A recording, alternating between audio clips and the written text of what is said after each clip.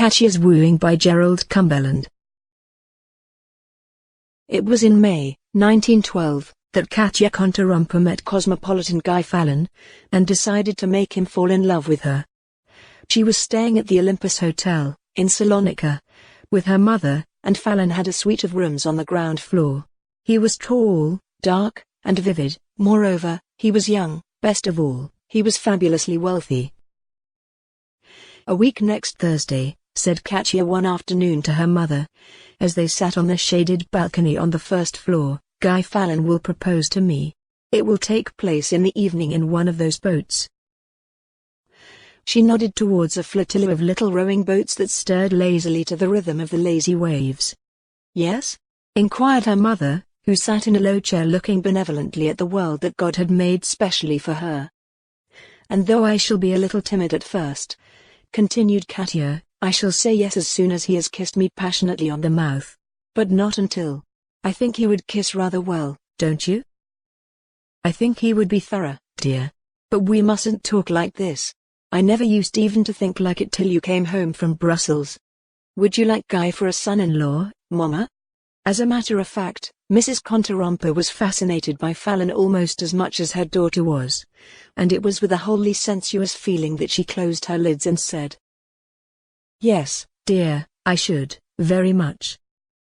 But the kind of kisses he would bestow upon you, Mama, would be very different from those I should get," said Katya, mischievously. But though Fallon saw a good deal of the two ladies during the next few days, there was something in his manner that made Mrs. Kontarumpa suspect he had no intention of marrying her daughter. He was in love with her, yes, but it was not quite the kind of love that leads to marriage. Rather was it the kind of hot, uneasy passion that persecutes a man until he has gained his desire, when it shrinks and dies like an orchid in a night of frost. But Katya, of course, was extraordinarily clever, ignobly so. She was directing the affair with elaborate carefulness, confident that in the end she would trap this bright tiger of a man in her net of conspiracies. Though living in the same hotel, Fallon wrote to her twice every day. Sitting up in bed in his yellow pajamas each night, he wrote just before he slept, and the note was delivered by his valet to Katya's maid at 8 o'clock every morning. And just before dinner in the evening he also wrote, and this letter he himself handed to Katya as they said good night. Fallon knew how to write. He had a habit of intoxicating himself with words, and though each letter said, "I love you," "I want you," he rescued himself from monotony and her from boredom, by saying the same thing in 100 different ways. But he was never tender, and Mrs. Kontarumpa, who eagerly read the letters Katya passed on to her, was driven on one occasion to remark, "It is not marriage love. Your father has never loved me like that." "Poor Mama," murmured Katya, "poor Mama. But don't you wish he had?" Fallon was with the Kontarumpas almost every hour of every day. In the afternoons, when Mrs. Kontarumpa slept, the two lovers played pianoforte duets in the big, deserted lounge. Fallon was a masterful pianist, and he played in a manner that suggested intense hunger of the soul. In these hours he had no courtesy, and when she bungled a passage he would scowl at her and call her a little fool. And at this she would laugh and play carelessly in order to taste his anger once again. "Today is Thursday," announced Katya, one morning, as she and her mother breakfasted alone in their room. "So it is," agreed her mother, without conviction. "But I mean it's the Thursday. This evening Guy will ask me to marry him. After dinner he and I will walk to the White Tower. There we shall get a boat. Guy will row. There will be a moon." She spoke as though she had arranged for the moon to be there. "Do take care of yourself, dear. Mr. Fallon is so dark and so impulsive. You know what I mean?" "Yes, I know what you mean, Mama, but those little rowing boats are quite safe in more senses than one." And because she was so anxious for the evening to come, Katya found the bright hours of the day tepid and slow. She was very quiet and subdued in the afternoon, when Fallon found her in the empty lounge. "Come and play," he commanded. "I feel languid and lazy, like a cat in the sun," she said. "Besides, I'm reading." "Very well, we'll play the Petite Suite of Debussy's and some other tame stuff. Let's sentimentalize together." "Oh, but you'd find out too much about me." We should get too close to each other in that soft, melting music. Is it possible for us to get too close to each other? He asked, with a laugh that seemed to be half a sneer. She rose, and together they walked to the piano. Only those who have played in concerted music know how easy it is for two souls to mingle in sound. They enjoy an intimacy which no passionate avowals, no tender pleadings, and, indeed, no physical contact can provide. Debussy is never entirely innocent. Even his goldfishes swim wantonly in their pool. And the very tender miniatures of the petite suite are decadent with faint exhalations of patchouli. Fallon detested the casual promiscuities of secret lovers. The pressure of hands, the stolen kisses, the entire vocabulary of illicitness. He had the fastidiousness of the gourmet, and as yet his body had tasted nothing of Katya's delights, save the sharp thrill that eyes can communicate, and the peculiar, ghostly, but sensuous intimacy supplied by music. Katya's moon was in its appointed place as the two lovers silently descended the quay at the White Tower and embarked in their little boat. Guy rowed out into the bay. There was no breathing in the air, no ripple on the sea. The stars made magic in the sky, and conspired with the moon to create a feeling of far-off voluptuousness. Fallon rowed lazily until they were a mile or so from the town, which was visible as a vast congeries of lights, chains of lights, terraces of lights, huge constellations poised in the air, lonely points of flame burning in solitary places. "Like a huge window full of jewels," said Katya. The tens of thousands of lights were reflected in the sea as clearly as a face is reflected in a mirror. "Which is the more real?" asked Fallon, "the city's illumination or the sea's version of it?" "The water is quite warm," said Katya, laying a white hand on the surface of the indigo sea. "Yes," said Fallon. "You could, if you wished, more easily plunge your hand into my heart than into that water." "I know," she said, "perhaps someday I will. Perhaps someday it will be too late.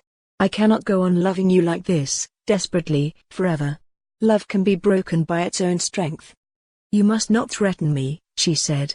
"Your attraction for me is your strength. Strong people do not threaten. They do not even warn." "Then you do love me?" "Of course. That is, if you call it love. If I lean forward I can kiss your ankle." She laughed. "Humor must be preserved even if propriety isn't," she said. "Nevertheless, you may kiss it." She felt the long warmth of his lips through her puce-colored silk stockings. A hot wind suddenly came from the south, stirring the sea to life. "And now," she said, "you'd better row back." "We were fools to come here," he said. "Yes? Why? Tell me." But he sat moodily for a minute without speaking. Then he lit a cigarette, and by the light of his match Katya saw the passion in his eyes. "You're a bit of a tiger," she said. "And you're much of an iceberg," he retorted. "Passionless, cold, serene," she quoted. "I wonder if I am. I've never yet had the chance of finding out." But he made no reply. His silence, his lack of directness, the lazy contemptuous manner in which he smoked his cigarette, whipped her to anger. "Let's go back," she said, abruptly. "No," he replied, with grimness. "I've got you here." "Very well," she said, "then give me a cigarette." He threw her a case and a box of matches. Then, suddenly, words came from him in a torrent. "You confess you love me. Well, if you do, passion's what I want. Affection's nothing to me. You've never yet had a chance of finding out. Do you expect me to believe that? You were made to tempt men, and to satisfy them. Listen, Katya, I love every bit of you. You're not cold. You could kiss, I know. Let me row you back." His cigarette gave a little hiss as it hit the water. He threw his arms forward, desperately. "Yes, let me row you back," he repeated. "I love you," she answered, "but I can never be your mistress. I'm not angry with you." "Do you think I should care if you were?" he interrupted, violently. "Do you think I care a damn for your anger? Or your love? You would like to be cruel to me, I know your sort.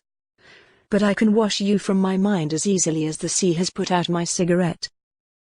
"Oh, no," she said, "you can't do that. You know you can't. Something of me will be with you always." He took the oars and began to row. The little indigo waves passed by them, the feathered oars slid along their crests. At each pull the boat leapt, something of his strength was imparted to her body, she quivered in response. At the key of the White Tower he was rough and insolent. "Get out, quick," he commanded, "let's finish this ridiculous business as speedily as possible."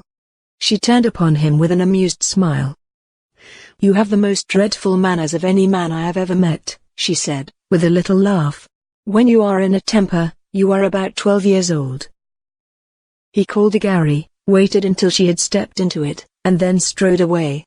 Mrs. Contarumpa was sitting up in bed, reading, when Katya opened her mother's bedroom door. She looked at her daughter with a contented smile. "Nothing happened," announced Katya. "He does not want to marry me." "My poor child. Never mind, there were weeks and weeks when I used to think the same about your father. Men never know their own minds." "But Fallon shall know his," said Katya. "I'm as clever as any man I've come across yet." "Do be careful, dear. You were careful tonight?" "Very. He only kissed my ankle." "Your ankle?" exclaimed her mother, in amazement. "Whatever for? Why should he want to kiss your ankle?" "Well," said Katya, laughing, "I've got rather a nice ankle, you know." Mrs. Contarumpa, who had no ankles at all, but merely calves terminating in feet, sighed anxiously. "Your father never kissed my ankles," she said, disapprovingly. "Ask him to," urged Katya, mischievously. "It's a delightful feeling." A week later Fallon, dressed in white duck, knocked early one morning at Mrs. Contarumpa's drawing-room door. Katya and Katya's mother were to go with him to Langaza to picnic. But at the very last moment Mrs. Contarumpa, as had been arranged between her daughter and herself, felt indisposed. "You will come by yourself," said Fallon. "Of course," answered Katya.